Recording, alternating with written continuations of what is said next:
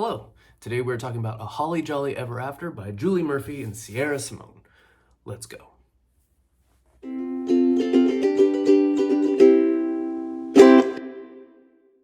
Buongiorno from Italy, my name is Luke and today we are talking about A Holly Jolly Ever After by Julie Murphy and Sierra Simone. Very interesting book. It is the follow-up to a book called A Very Merry Meet Cute, and the premise of A Very Merry Meet Cute is that a pornographic actress was picked up to play the lead in a steamy version of a Hallmark Christmas movie. And she played opposite an ex-member of a boy band who was trying to rehabilitate his career. But unbeknownst to her, he is a fan of her more recent work, shall we say. All very interesting. This book is a continuation of that.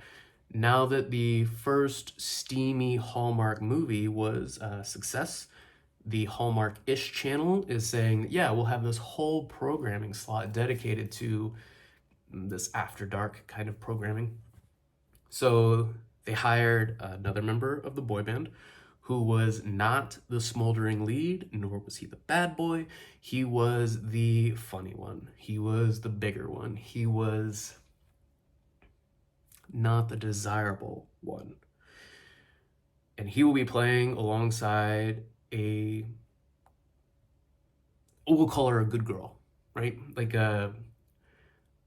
He is playing alongside an actress who was raised in purity culture in just the worst way.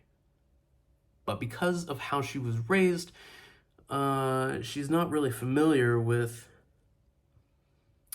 sex or sexual stuff, and she needs some coaching along the way, and our guy is more than happy to oblige. I thought that this was very good. It is so full of sex, but unlike, say, The Nanny had sex that was all over the book, but it robbed from the story. There are all these implications in The Nanny, these deeper story beats where there would be emotional weight to it. And yet, they were being completely disregarded for another romp. And as a result, you'll walk away from the book going, weirdly, there's such a thing as too much sex in a book.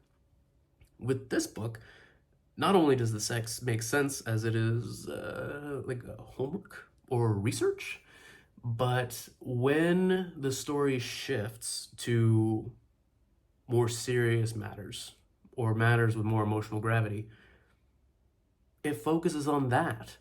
This is not a stopgap for the next time you have sex. This is its own thing, and it is given the respect that it deserves. And that's why I think that it's really good. I do love the idea of a book tackling purity culture, because purity culture is just, it's the worst, like promise rings and loopholes and courting instead of dating. It's awful, it's awful for everybody. There's this pressure that comes with it. You're not allowed to have fun. You're not allowed to enjoy any sort of adult activities because, I don't know, you're weighed down by all this crap that your elders are pushing onto you. So I really like the idea of somebody coming out of that and finding themselves and being able to enjoy life and kind of shake off this very cult-like thing that so many people are in favor of. It's great. And as bad as purity culture is for everyone, it's especially bad for women because it teaches men and women bad lessons. It teaches men that it's okay to dominate in not great ways, to be an ethical gatekeeper and to have women that are more subservient, I'll say. And it teaches women that they should be subservient, that they should respect their elders way too much when it comes to things like this that are more private. And I don't know, it teaches being controlled in one way or another. And I hate it. If I found a lamp and rubbed it and a genie popped out, the first wish would be to get rid of purity culture. I can't stand it. It's such a waste of time and effort, and it's obviously there just to keep people down and exert some level of control by usually religious elders. And I don't know. It's just the worst. It's the worst, and yet it is allowed to roll on in our society as if it's not doing permanent damage to society around it. It's garbage. Anyway, the book is very good. It's a Christmas book. It has a lot of Christmas tropes. The characters are very endearing. The steamy scenes are steamy. It's just a really good book. These two authors, they're great. I love them. I can't wait for the next book to come out. It's so weird when you read a book and you fail to appreciate time.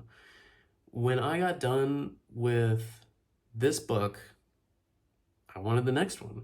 And I understand that writers, it takes a long time to write a book.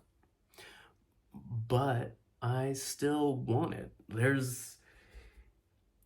I want these authors' next book, not just for the way they write, but for how they tackle things. These things that it seems like nobody else is wanting to talk about. In the first book, we talked about the sex industry and the prejudice against it, and this whole sex needs to be dirty and illicit and all this stuff, and obviously that's not true, and that's what that book was tackling. And this one, we're talking about purity culture. Oh my god, what are we going to talk about next? I'm so excited. Should you read it? If you're looking for a romance, 100%. If you're looking for a book taking down purity culture, 100%. If you're just looking for something new, something Christmassy and cold, I mean, it's really tough to beat. So, yeah, you should read it. It's a great book.